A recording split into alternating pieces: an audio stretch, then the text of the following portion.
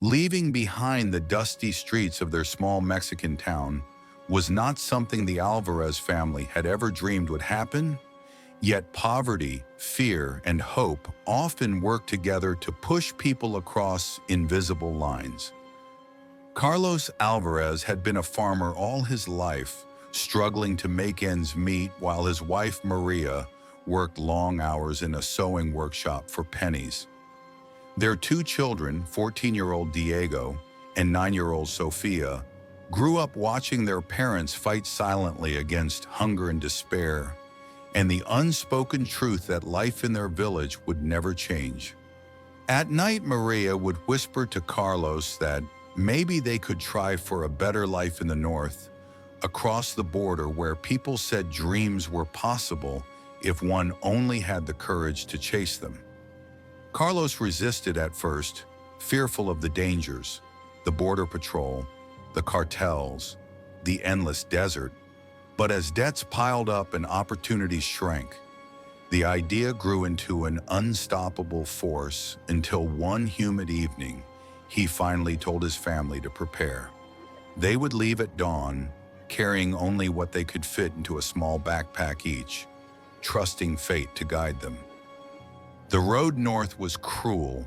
They traveled first by bus, cramped and sweaty, pretending to be tourists until checkpoints forced them to slip off and take dirt paths where coyotes, the smugglers, waited.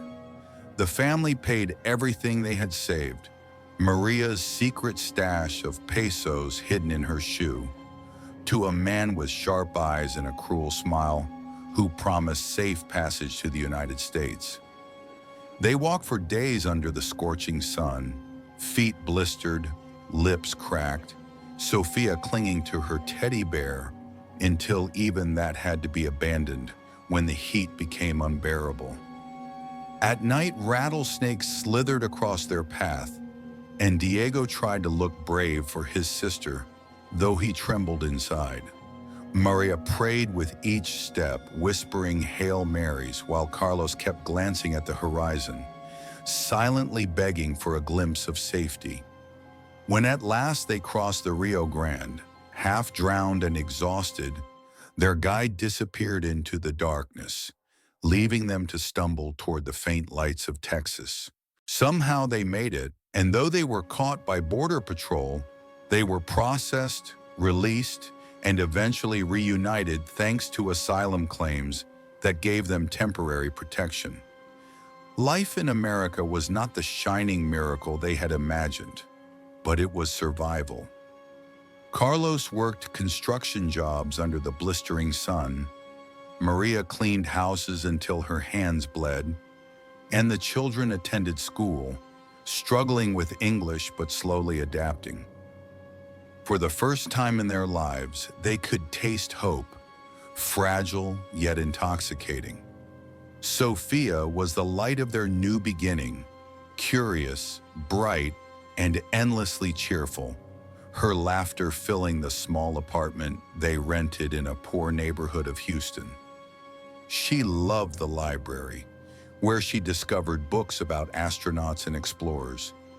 And she told her parents she would one day become a scientist. They would laugh and nod, though deep down they worried if their immigration status and poverty would ever allow her such dreams. Then, on an ordinary afternoon, when Maria was working and Carlos was delayed at a job site, everything changed. Sofia, only 11 now, was walking home from school with Diego when a black van pulled up. In a blur of screams and chaos, two men grabbed her, shoving her inside while Diego fought helplessly, his cries echoing in the street. The van sped away before anyone could stop it. Diego collapsed in shock, trembling as he called his parents, his voice breaking with guilt that he had not been able to save his sister. What followed was the longest nightmare of their lives. The police came. Questions poured in, but answers were scarce. Immigrant families often slipped through the cracks of the system, and the officers seemed overwhelmed, distracted, unable to promise more than vague reassurances. Maria fell to her knees at the station, sobbing uncontrollably, begging them to find her daughter.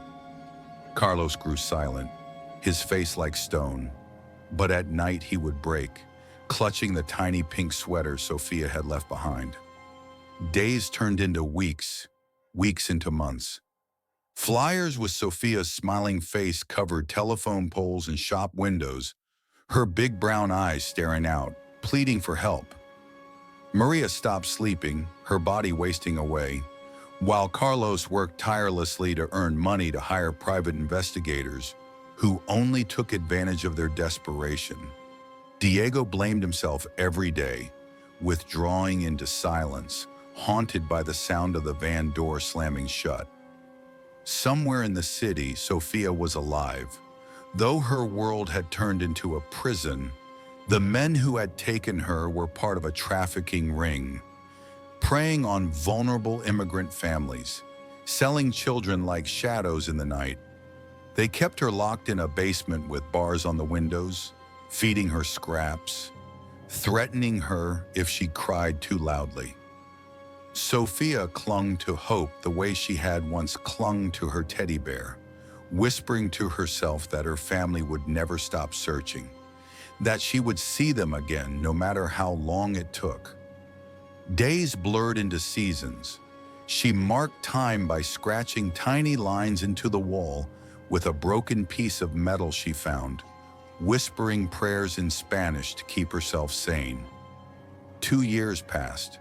2 birthdays went by without candles, 2 Christmases without her mother's cooking, 2 school years missed. And yet she survived. Her spirit, though tested, refused to break. In those 2 years, the Alvarez family transformed. Grief hardened into determination. Maria joined support groups for missing children, marching in protests, speaking out despite her broken English. Carlos worked night and day, but also connected with organizations that helped track trafficking networks. Diego, now 16, studied computers obsessively, hacking into forums and dark corners of the internet in hopes of finding a clue. Their pain united them in a single mission: to bring Sofia home. One fateful evening, a tip came through a volunteer organization. A young woman had escaped captivity and described a girl who matched Sofia's description.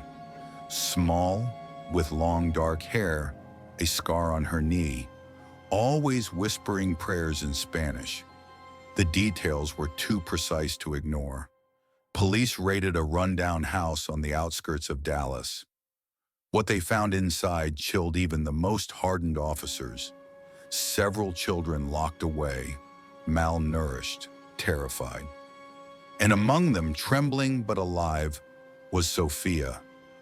At first, she didn't believe the rescue was real. She cowered in the corner until a familiar voice called her name. Maria rushed forward, tears streaming, wrapping her daughter in a desperate embrace. Carlos collapsed to his knees, overcome with relief, while Diego hugged his sister so tightly she could barely breathe. The nightmare had ended. The healing, however, was only beginning. Sofia had lost 2 years of her childhood, stolen by cruelty, yet she returned with a strength no one could take away. Therapists helped her rebuild her trust, teachers helped her catch up on her studies, and her family surrounded her with love so fierce it burned away the shadows. Slowly the laughter returned. Slowly the Alvarez family found joy again. Their story spread through the community, inspiring others, reminding everyone that hope, no matter how fragile, could survive even the darkest trials. And one clear spring morning, as the sun rose over their modest apartment, Sofia looked out the window, her eyes bright with dreams once more. She told her family that she still wanted to become a scientist, to study the stars, because after living through so much darkness, she wanted to reach for the light. And this time, nothing would stop her.